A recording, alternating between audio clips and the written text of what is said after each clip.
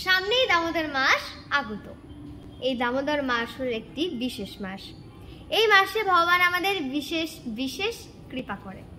এই বছর আমরা দামোদর মাস পেয়েছি, কিন্তু আমরা এটা জানি না পরের বছর আমরা আবার এই দামোদর মাস পাবো কিনা।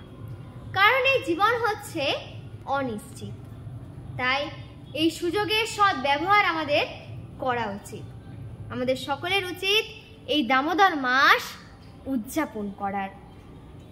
এই দামোদর ব্রত পালন করার অনেক নিয়ম আছে, কিন্তু আমরা যারা এই সমস্ত নিয়ম পালন করতে পারছি না, এই মাসে কি আমরা অন্তত ভগবানকে দীপদান পর্যন্ত করতে পারবো না?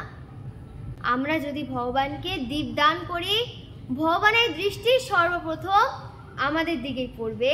ভগবানের দৃষ্টি যার দিকে একবার পড়ে যায় তার সমস্ত পাপ দূর হয়ে যায়।